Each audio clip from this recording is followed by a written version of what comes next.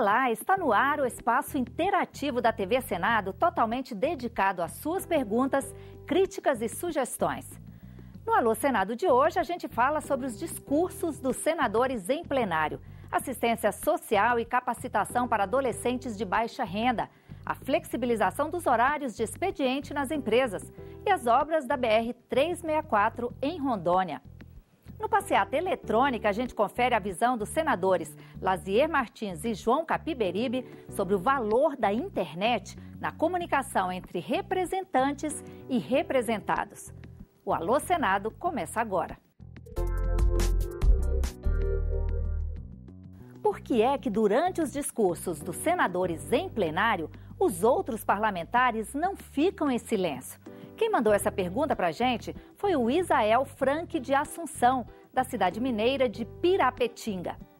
O Isael assiste às sessões plenárias na TV Senado e não gosta de ver os parlamentares conversando uns com os outros sem prestar atenção a quem está discursando. Ele quer saber dos senadores como é possível aprovar um projeto de lei sem ouvir os argumentos dos colegas. A resposta fica por conta do senador Ivo Cassol. Isael, quero mandar um abraço a você, a todo mundo que nos acompanha. Deixar bem claro, todos os senadores estão a par de todos os projetos que votam.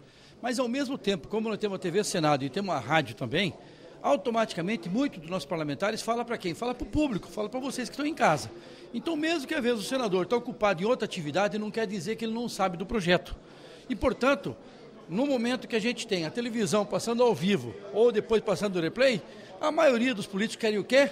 Aproveitar essa oportunidade para poder falar a nível nacional na TV Senado. Então é isso que tem acontecido. Então o pessoal fala mais para o público do que na verdade em casa, mas ele acompanha todos os projetos como eu acompanho. A assistência social e a promoção de expectativa de trabalho para adolescentes carentes está garantida no artigo 203 da nossa Constituição.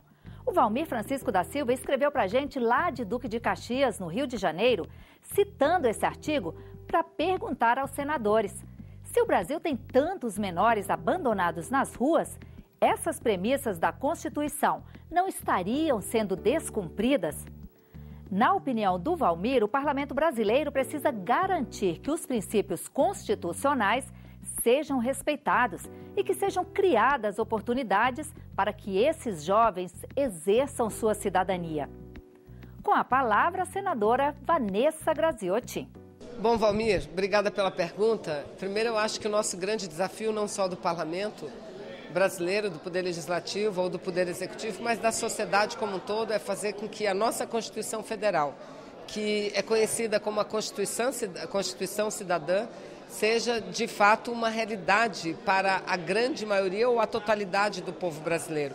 Não falo aqui apenas a respeito da política da criança, do adolescente, que nós temos um estatuto para além também da Constituição brasileira, mas eu falo, por exemplo, do Sistema Único de Saúde, que prevê a universalidade, a equidade, ou seja, a garantia de um atendimento à saúde de boa qualidade e para todos os brasileiros e brasileiras. Então, esse, sem dúvida nenhuma, é o nosso maior desafio. Em relação aos adolescentes, eu creio que a gente tem avançado um pouco na política voltada para a juventude brasileira. Nós temos, por exemplo, programas federais como o Pronatec, nós temos o FIES, nós temos o ProUni, que são as bolsas universitárias. O número de jovens brasileiros que passaram a ter a oportunidade de ingressar na escola formal, no ensino médio profissionalizante, nas universidades, hoje é muito maior do que num passado muito recente. Mas isso ainda é pouco, nós precisamos mais. E por isso que aqui no Congresso nós aprovamos que os recursos dos royalties, a maior parte deles, e do Fundo Social do Petróleo, seja dirigido para a educação. Porque é assim que a gente investe na juventude, dando a ela perspectiva. E a perspectiva só é dada a partir do momento em que o Estado brasileiro garante a proteção e, principalmente, a formação educacional. Então, esse é o seu objetivo e é o nosso objetivo também. Chegou a hora dos senadores Lazier Martins e João Capiberibe falarem sobre as mudanças no cotidiano dos senadores com as redes sociais. Tem até proposta de uma nova comissão voltada para essa ferramenta. A internet se constitui numa revolução de costumes e de cenários no mundo inteiro. E as redes sociais e de comércio se integram nesta revolução, nesta valorização da comunicação. É evidente que hoje nós não conseguimos mais viver sem as redes sociais, que vem tendo uma interferência impressionante na vida social, na política, na economia do Estado. Eu só tenho elogios a dizer.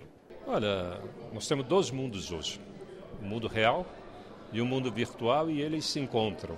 E eles são decisivos e fundamentais na vida de todos nós. Quem não usa um WhatsApp, quem não usa o Instagram, quem não usa o Facebook, todos nós usamos, seja político ou não. Para nós, na política, é decisivo, né? Nós temos uma comunicação diária com nossos possíveis eleitores ou não eleitores em relação a temas que nós debatemos no Congresso. Portanto, as redes sociais vieram para ficar. E o Congresso precisa se adaptar a essa realidade. Eu estou propondo a criação de uma comissão permanente sobre transparência em função da importância enorme que ganhou as redes sociais na contribuição ou na crítica das políticas públicas. Horários alternativos de expediente, tanto nas empresas privadas quanto nos órgãos públicos. Essa é a sugestão da Lígia Silva, que escreveu para o Alô Senado lá da cidade de Santos, em São Paulo. Na opinião da Lígia, a flexibilização pode aliviar o trânsito nos horários de pico, facilitando o fluxo de veículos e, de quebra, proporcionando à população mais qualidade nos serviços de transporte público. O que os parlamentares acham dessa ideia? Quem responde à mensagem da Lígia é o senador Aloysio Nunes Ferreira. Lígia, eu acho que é uma excelente ideia. Vários países adotam isso, grandes cidades adotam essa espécie de rodízio, né, entre alguns saem uma hora, outros saem uma hora depois, enfim, sobre a entrada e saída. Agora, é um problema basicamente municipal. Eu acho que seria importante que isso fosse tratado pelas prefeituras e câmaras municipais, porque eles, a disciplina local do trânsito, é uma matéria de competência do município. Né? Eu acho uma excelente ideia, agora penso que deve ser tratada no nível local, no nível municipal. A última mensagem de hoje vem da capital de Rondônia, Porto Velho. O Roberto Carlos de Andrade fez contato com o Alô Senado para pedir mais atenção dos senadores às condições das rodovias de Rondônia, em especial a BR-364. De acordo com ele, já faz muito tempo que a população espera por melhorias nessa estrada.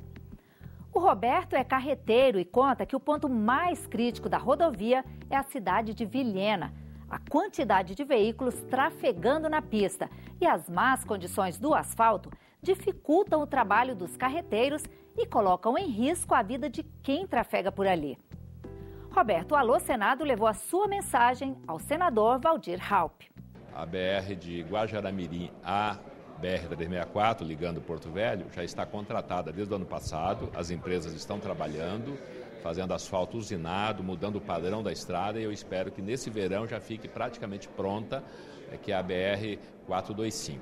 A BR-364 também está contratada, vários lotes, Porto Velho, Ariquemes, Ouro Preto, Pimenta Bueno e Pimenta Bueno Vilhena. São 4 grandes lotes já contratados de restauração, para fazer, inclusive, terceiras faixas em algumas subidas e melhorar também o acostamento e o recapeamento geral desta BR. Nós já estamos trabalhando também no projeto de duplicação. Futuramente o trânsito é muito intenso, é a única rodovia que dá acesso ao Acre, que dá acesso ao Amazonas, que dá acesso agora ao Peru, a rodovia do Pacífico passa pela BR-364, que ela possa ser duplicada pelo menos em alguns trechos. Nós estamos defendendo a duplicação da cidade de Pimenta Bueno até a cidade de Ariquemes. É o trecho onde tem mais cidades no eixo da BR, e dependendo dos dias dá muito movimento entre cidades e também o tráfego das cargas de soja que vão do Mato Grosso em grande quantidade. É 1.200 carretas por dia que passam carregadas de soja nessa BR.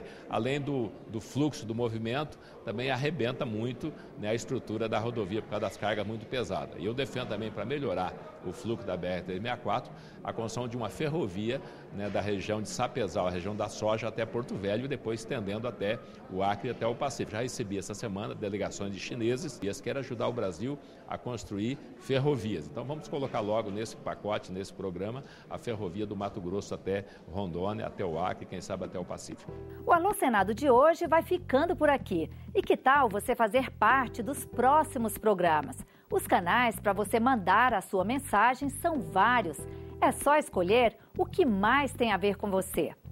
O nosso WhatsApp é o 6199661616. Tá aí uma maneira rápida, prática e gratuita para você fazer contato com a gente. Fique à vontade para mandar textos, arquivos de áudio ou a sua pergunta em vídeo.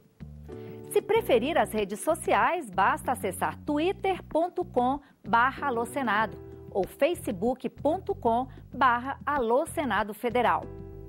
Por telefone, ligue para o 0800 61 2211 e para deixar uma mensagem escrita no nosso site, o endereço é o www.senado.leg.br/TV. A gente se vê no próximo Alô Senado. Até lá!